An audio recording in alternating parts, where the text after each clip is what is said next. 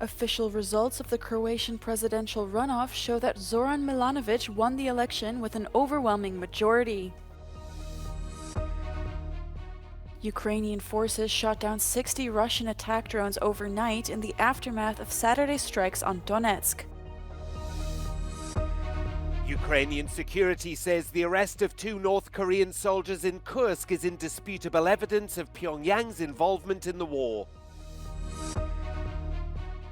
Thousands of Romanians took to the streets in Bucharest to call for new elections after the recent vote was annulled. Authorities in Strasburg say dozens of people have been injured after 2 trams collided in the city centre. European and Arab diplomats meet in Saudi Arabia to discuss Syria's future after the fall of the Assad regime.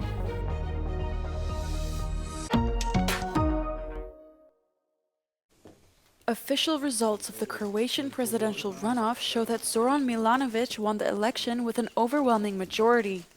With nearly 74% of the vote, he is far ahead of his opponent, Dragan Primorac, who received 26%. Podsjetit ću da su istraživanja javnog mnijenja koja su rađena uoči drugog kruga predsjedničkih izbora ukazivala da će Milanović ostvariti pobedu, ali da nijedno istraživanje nije uspelo da predvidi koliki će procenat glasova Milanović osvojiti. Ukoliko se uporede izlazne ankete sa istraživanjima koje su objavljena uoči drugog kruga, ispostavlja se da je Zoran Milanović osvojio čak 16% više, dok je njegov protivkandidat Dragan Primorac osvojio 6% manje.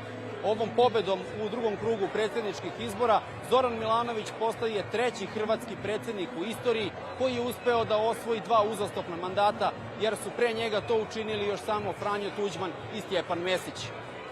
Iz Zagreba za Euronews, Dušan Ilić. As Ukraine's Donetsk region was dealing with the aftermath of Saturday's Russian strike, Ukrainian forces shot down 60 Russian attack drones overnight, the Air Force reported on Sunday.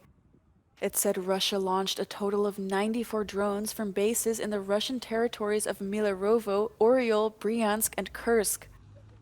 Falling debris from downed drones caused damage to several residential houses in the Kharkiv, Sumy, and Poltava regions, the Air Force said, but reported no casualties.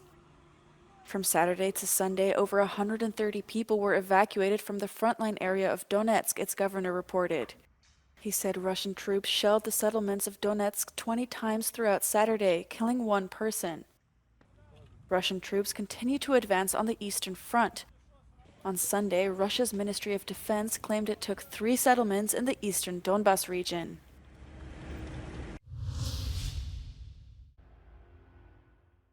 A spokesperson for Ukraine's security service has said the arrest of 2 North Korean soldiers in Kursk is indisputable evidence of Pyongyang's involvement in the war.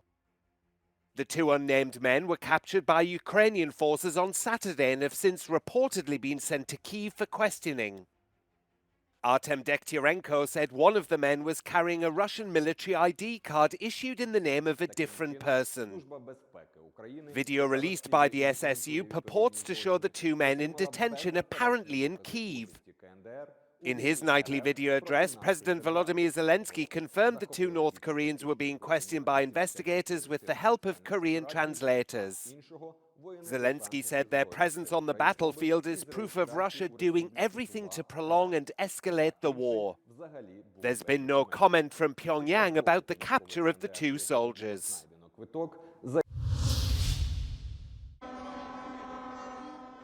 Thousands of supporters of the right-wing Alliance for the Unity of Romanians attended demonstrations in Bucharest on Sunday, calling for new presidential elections after the recent vote was annulled.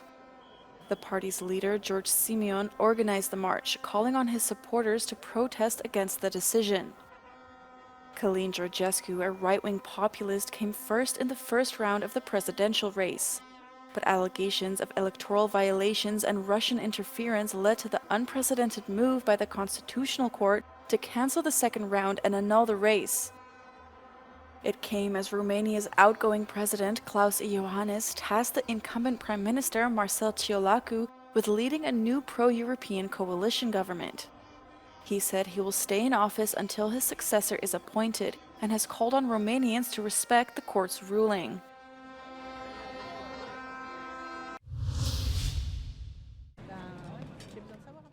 Authorities in the eastern city of Strasburg say dozens of people have been injured after two trams collided. The accident happened during the afternoon in a tunnel near the city's central train station. No one was seriously hurt, but fire and rescue officials say an additional 100 people have been assessed for shock and stress. Emergency services deployed 130 firefighters, 50 rescue vehicles, and established a wide safety perimeter. The exact cause of the collision was unclear, but local media reported that one of the trams was reversing at the time. Cleanup operations continued into the evening, and residents were advised to avoid the area around the train station. Local media say Strasbourg was the first major French city to reinstate tram services in 1994 and hadn't experienced a significant accident until now. European and Middle Eastern diplomats have met in Saudi Arabia on Sunday to discuss Syria's future after the fall of the Assad regime in December. According to the UN, 7 in 10 Syrians are in need of aid, the delivery of which is complicated by sanctions. The EU's top diplomat, Kaja Kallas, underlined the union's priorities, which would be prerequisite for the lifting of sanctions. In Syria there are a lot of different groups, so it has to include all those groups. We also want to see no radicalization.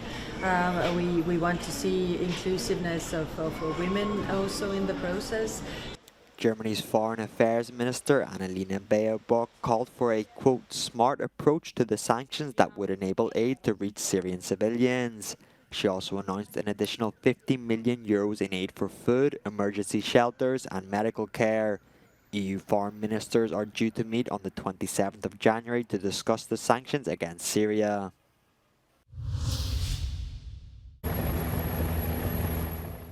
Three people were killed in an avalanche above the town of Trasburg in Italy's region of Piedmont on Sunday. In total, 5 people were hit.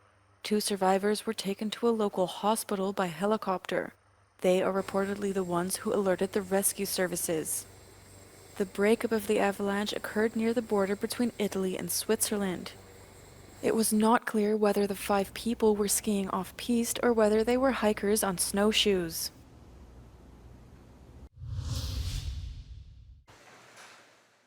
The sale of non-alcoholic specialty beer is on the rise in the Netherlands. Market research shows that 1 in 12 beers in Dutch supermarkets is now alcohol-free. Some Dutch brewers are making it their main source of income, such as Van de Streek Beer in the city of Utrecht.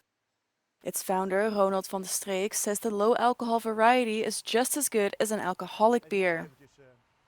Er zijn hele generaties in Nederland die nog steeds geloven dat alcoholarm bier of alcoholvrij bier iets mist. En wij proberen ze elke dag weer te overtuigen dat dat absoluut niet aan de hand is. Ik durf te zeggen dat bij heel veel bieren het verschil niet meer te proeven is. Many student associations in the Netherlands are trying to stimulate drinking non-alcoholic beer to combat alcohol overconsumption. At this student bar in Eindhoven, more and more students are now choosing it. Elke week verkopen we wel een paar kratten van en het is hartstikke lekker. Ik zelf neem nu ook met Dry January steeds vaker zo'n biertje. Dat alcohol helemaal uit onze maatschappij verdwijnt, dat verwacht ik niet. En ik denk ook niet dat we dat moeten verwachten. Ik denk vooral dat we moeten accepteren als iemand de keuze maakt om geen alcohol te drinken. En dat het gewoon oké moet zijn als je met je 0.0 bier in de kroeg staat. The latest figures from the Dutch Brewers Association show that 5.8% of all beer sold in 2019 was alcohol-free. In 2023, that rose to 7%. Brewers are hoping to increase that number to 10% by 2030.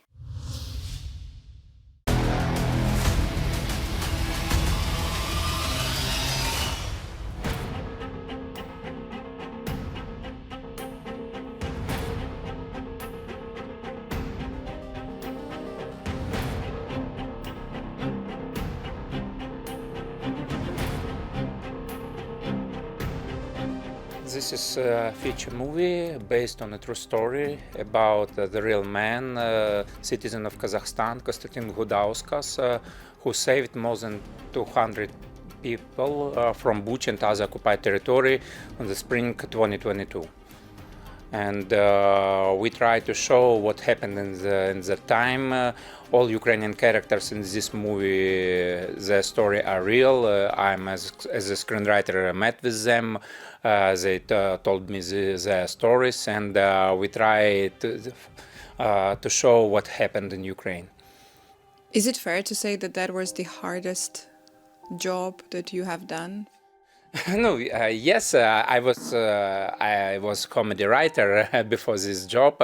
I have been working with Volodymyr Zelensky for 15 years when he was still an actor. I wrote some comedy movies, but when they were started, I was volunteer, but I wanted to do what I can do the best, shooting.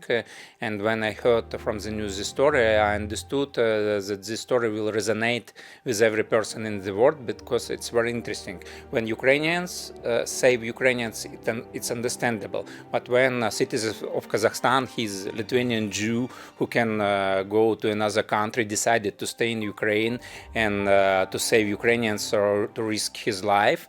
It's a powerful message that nobody can stand aside when such evil things are happen. I think it's very nice product which we can show to worldwide, and Ukrainian cinema should be proud of such type of movies. This is film about human beings, about the human choice. It's something which you cannot ignore, you know, because if you have at least little bit humanity in your heart, it's will touch you, yeah.